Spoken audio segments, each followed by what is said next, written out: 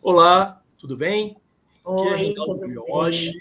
eu sou o editor-chefe do Culturize-se e hoje aqui no Culturize-se Entrevista a gente está recebendo a Marília Marcucci, né, que é escritora, ghostwriter, gestora de comunicação e marketing e está lançando aí o primeiro livro dela, né, justamente nesse mês da mulher. É um livro que é um presente para todas as mulheres do Brasil, né? Chama-se Vozes de Mulher, Embates e Contrastes. É um livro de poemas, muito bonito, eu já tive o prazer de ler. E hoje a gente a recebe justamente para falar um pouquinho desse livro, de como é se encontrar na poesia e tudo mais. Então, antes de mais nada, eu quero dar as boas-vindas para Marília. Muito obrigado por topar participar dessa entrevista, Marília. Fala um pouquinho sobre aí a sua trajetória antes para a nossa audiência. Obrigada, Reinaldo, pelo convite. Bom, falar sobre o livro para a audiência.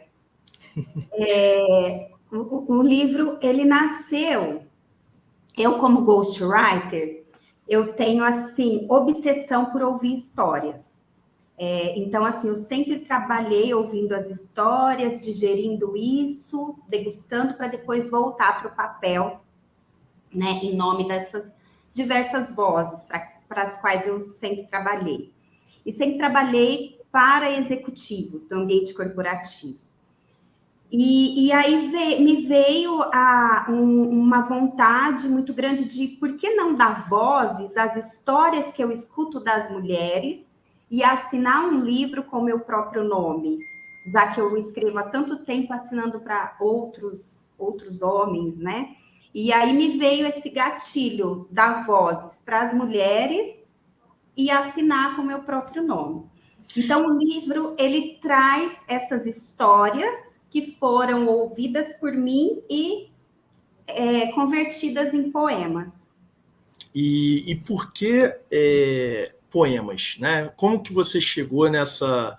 Ah, vou escrever um livro de poemas. Como que foi esse processo? Olha, eu posso te falar a real, a real.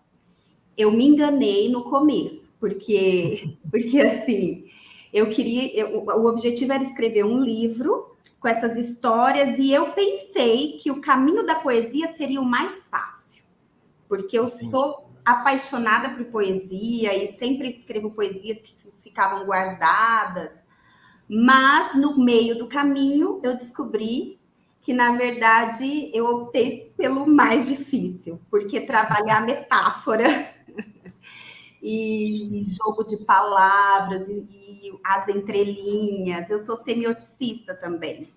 Eu sou formada em semiótica greymasiana. E então então fazer esse mergulho, trazer algo que está velado, mas nem tanto, é difícil. É difícil. Mas você também você tem uma formação em teatro, né? E é graduado em letras, né? E Isso. você se inspirou em saraus, né? Então, assim, é muita coisa fluindo É junto para muita esse livro coisa. acontecer, né? É muita Como, coisa. como foi conjugar todas essas expectativas, né, nessa É estreia? o seguinte, no teatro, a gente produzia muito sarau em meio aos espetáculos, né? É um modo de reunir pessoas para trazer para um texto, né? Para ouvir. E eu percebia que nesses saraus, as mulheres, quando elas se propõem a ler um texto de que elas gostam e que falam delas, subir ao palco para se expressar é muito significativo. Vem choro, sabe? Vem libertação. Depois que elas descem do palco, elas são tomadas por um ato. Eu tive essa coragem, eu falei de mim, e eu comecei a perceber que era um movimento muito libertador.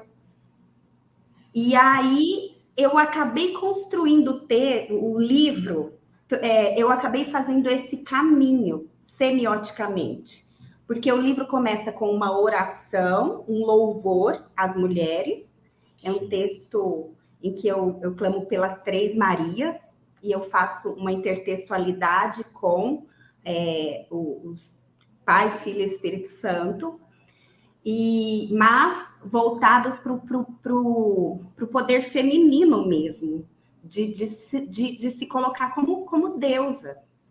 Então, eu faço essa oração, o leitor vai passando por várias histórias, várias temáticas, é como se fosse um caminho. Eu sou chamada, eu vejo dessa forma, eu sou chamada, clamada através de uma oração, e aí eu sigo esse caminho e vou tendo compaixão com diversas vozes de diferentes pontos de vista, porque tem vozes que são românticas, tem vozes que são mais transgressoras, e as mulheres são assim.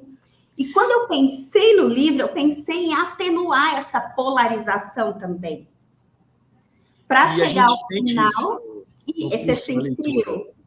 E aí, para chegar ao final, tem um grande convite ao rito, que o último poema chama-se Sarau Manifesto, que é o que eu quero, é onde eu quero que essas leitoras cheguem. Olha, é hora de se expressar. Eu separei até um trecho desse poema. Eu separei até um trecho para declarar aqui desse poema, que é poesia que salva, mesmo que para ela não haja aplausos, né? Exatamente. Do Sarau Manifesto, né? Então, eu acho que isso é muito significativo, né? Porque mostra esse rito transformador, mas também de cura, de aceitação, né? De autoconhecimento que essas poesias trazem de alguma maneira.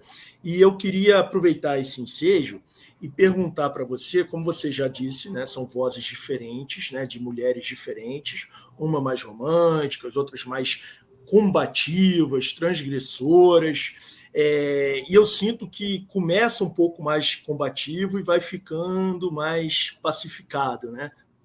Eu queria falar sobre esse processo e como que foi receber, vamos dizer assim.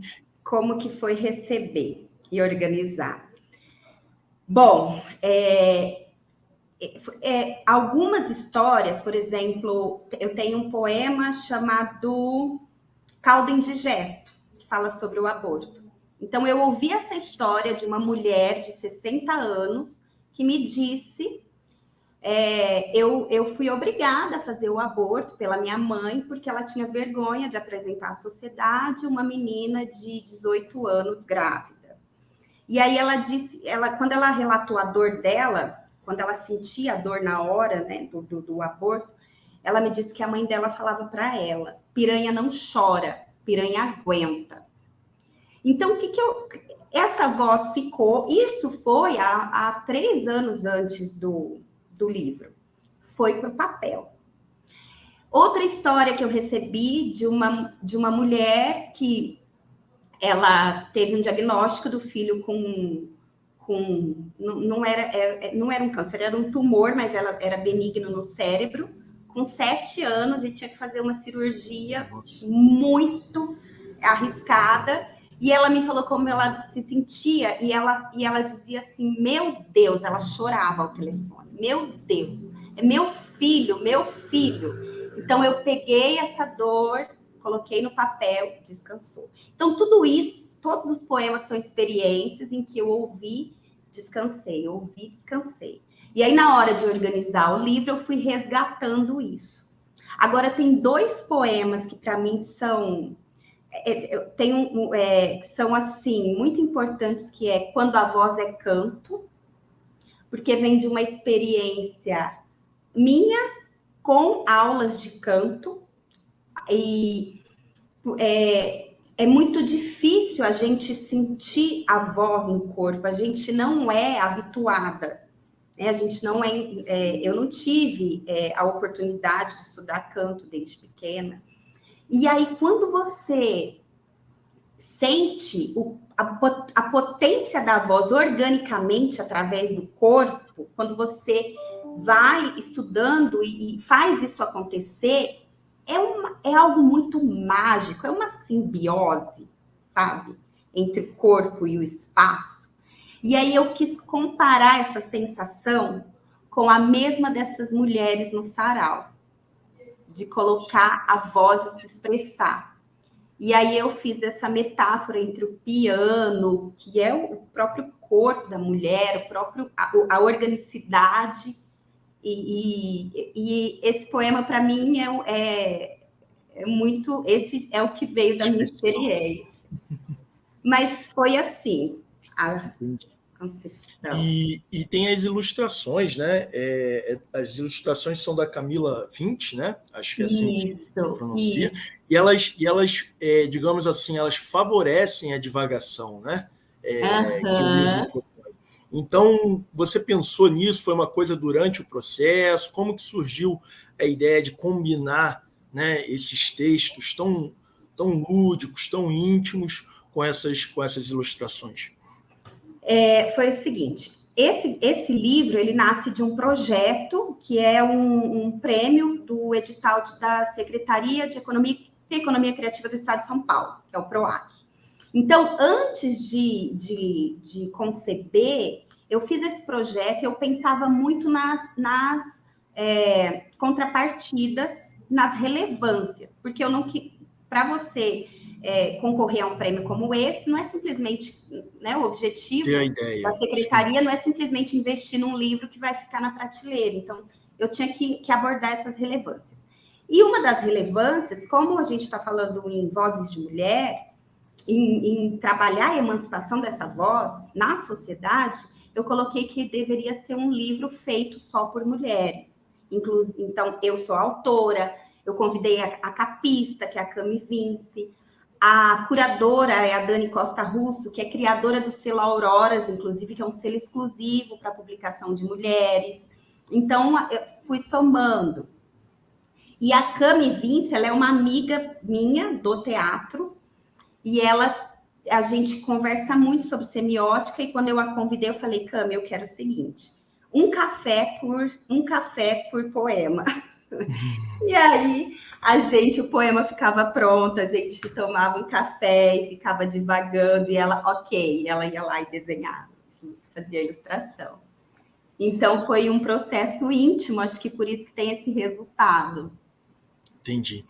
E você estava falando aí sobre a questão das mulheres, né, do selo, que realmente é fantástica a ideia, e me veio à mente o poema Não Caiba no Seu Bolso, né? Esse poema. Também é sensacional, né? E você pode contar um pouquinho sobre ele, sobre a inspiração? Posso contar. Esse poema surgiu de uma história em que eu ouvia de uma mulher em situação de desespero por causa de uma relação que é mal resolvida com outro homem. Então, assim, ela não conseguia ler o que aquele homem pensava. Parece que ele jogava as coisas e era fumaça, que ela não conseguia pegar. Então, ela vivia tendo que interpretar como ele pensa. Aí, um dia, numa conversa, a gente... Olha, é assim que funciona. Você não cabe no bolso dele. Você não é assim, né? Aí surgiu esse desabafo. E quando eu vi o bolso, eu fui fazer a analogia com o bolso, o mito desmistificado, Sim. né? Nosso ex-presidente. E aí eu fiquei na dúvida. Eu falei, Cami, a ilustração...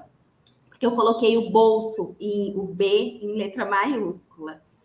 E eu pensei, será que as pessoas vão entender que o bolso é o bolso do homem e é o bolso? E aí eu usei palavras... É uma metáfora múltipla.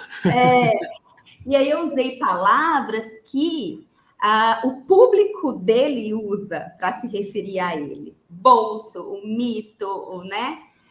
E aí ela falou, bom, eu não sei, vamos pirar aqui, vamos colocar um protesto mesmo? Fora bolso, não, homens não estão no seu bolso, e fora bolso. Aí foi isso.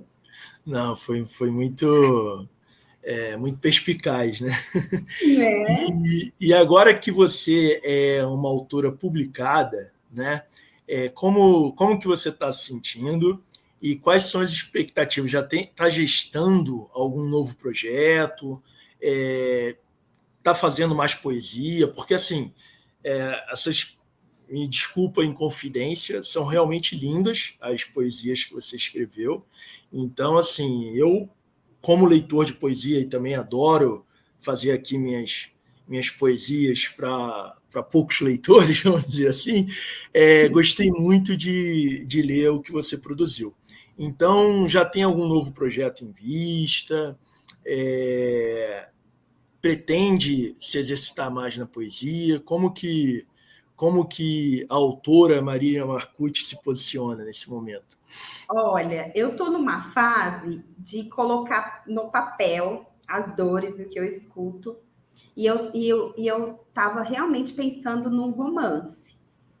Mas a surpresa, eu juro a você que eu estou surpresa com a receptividade que o meu livro está tendo.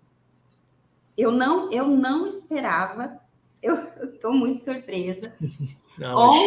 Eu ainda não estou acreditando. Ontem eu falei para minha amiga que eu ia me esconder debaixo da mesa e não ia sair nunca mais. Porque eu estou sentindo o peso da responsabilidade, eu não esperava. E ela falou assim para mim, ela brincou, não, sai da mesa, sobe nela e sapateia. Tem que curtir essa fase mesmo. Tá Então, certíssima, sua amiga.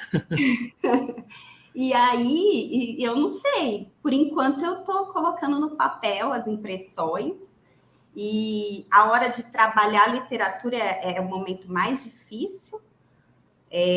Vamos ver o que vai acontecer. E você tem aí, né, obviamente, bastante bagagem, sem uma formação em letras, uma pós-graduação em literatura, também tem vivência no marketing. Então, eu vou fazer agora uma pergunta que eu vou recorrer a toda esse teu know-how, né? Será que que eu é vou como que você acha que está o momento da mulher na literatura brasileira e, mais especificamente, na poesia brasileira. Por exemplo, iniciativas como a do Selo Auroras são muito bem-vindas, né? Mas elas existem justamente porque existe uma dificuldade de acesso, né? Então, eu queria que você falasse um pouquinho sobre isso, como que você enxerga esse mercado e como que está sendo a sua relação, né, com essa editora, com o selo e tudo mais. Tá. A Dani, ela vive o mercado. A Dani, só para o nosso ouvinte, espectador entender, a Dani é... A Dani Costa Russo, do Selo Aurora. Ela vive o mercado há muito mais tempo que eu. E ela me disse o seguinte, que as editoras grandes, elas nem sequer leem os originais das mulheres. Eu não cheguei a passar por essa experiência de enviar meu original para várias editoras, porque foi um projeto específico em que eu já busquei o selo. Sim. Mas ela traz essa vivência de outras mulheres que passam por isso. Que e elas sequer não são lidas. E a gente acredita que vai demorar séculos para a gente, pelo menos, ter uma equidade de publicações de homens e mulheres. Porque é muito distante o número. E aí a opção acaba sendo incentivos, como o meu, ou editoras independentes, como o projeto do Auroras, que, né, dá voz a isso, ou assumir mesmo a independência. Por exemplo, eu conheço mulheres que tiveram que investir na independência e faz um e-book, né? Exato. Enfim, hoje tem várias maneiras, né? Que a gente, por muito tempo, ficou refém às tradicionais. E as redes sociais, que ajudam muito, a gente mudou completamente o perfil. O escritor era aquele que vivia, né? Colocava para fora, mas ele não tinha que se vender.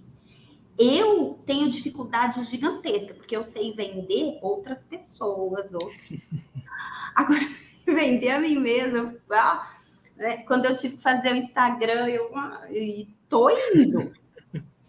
Né? E é isso, a gente sofre disso, porque não é só escrever, você tem que se vender, você tem que pôr a voz, porque senão o livro não chega. É verdade. Né? Mas, e você tem essa vivência como ghostwriter, você aqui na nossa entrevista, você comentou um momento que estava habituada a escrever para homens, né? E estava sentindo a vontade de escrever para si mesmo. Então, nesse sentido, o livro também foi um rito de libertação para você, né? Foi. E como você se sente, né? Agora, você acha que vai mudar alguma coisa na sua atuação como ghostwriter depois de ter sido, enfim, escrito para si mesma? É algo que você pretende fazer com mais distância agora? Como que você vê essa função de ghostwriter a partir de agora? Eu não posso ver como uma função distante, porque é o que é o meu meio de sobrevivência. Sim. É de onde eu tiro o meu sustento. Então, eu creio que essa carreira nova como escritora, ela tem que vir chegando, né? À medida que ela possibilitar um sustento, talvez eu possa diminuir os outros jobs.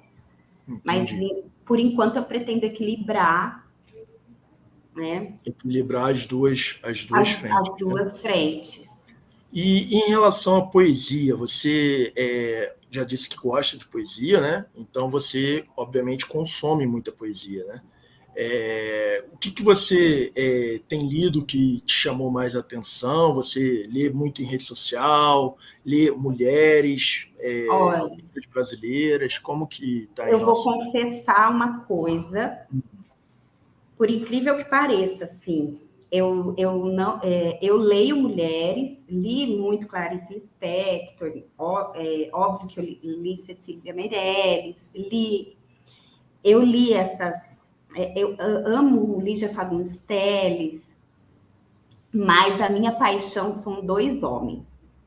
Não, mas é tranquilo ser isso, não tem nenhum problema, exato. São dois homens cujo nome é João. João Cabral de Melo Neto, na poesia, e João Guimarães Rosa, na prosa. Eu consumo ambos diariamente. O João Guimarães Rosa é Bíblia de cabeceira, sabe? Sim, eu sou apaixonada.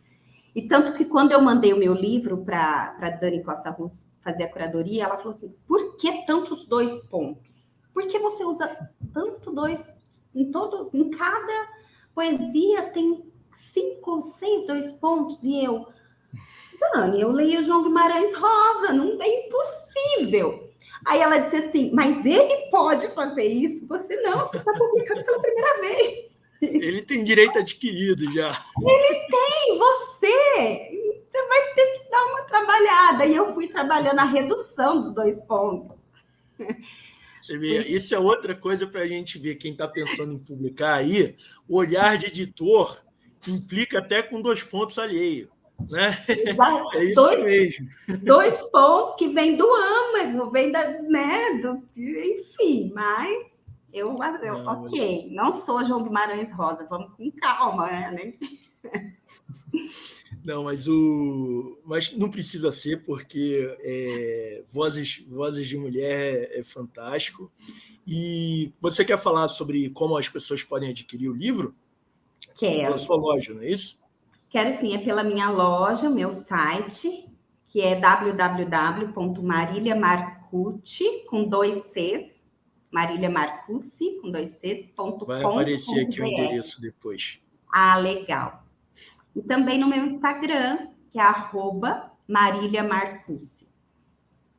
Perfeito. Então, quem tiver interesse, a gente vai ter um review desse livro no site também. Pode adquirir por meio desses endereços eletrônicos que a Marília comentou. Marília, quero te agradecer muito pela disposição, pela generosidade de participar do Culturize Entrevista. Desejo sorte com o livro, né? Que você possa curtir bastante essa fase, que possa te trazer louros, tanto profissionais quanto pessoais. Muito obrigado. Eu que agradeço. essa surpresa maravilhosa dessa semana, desse mês da mulher. Muito obrigada.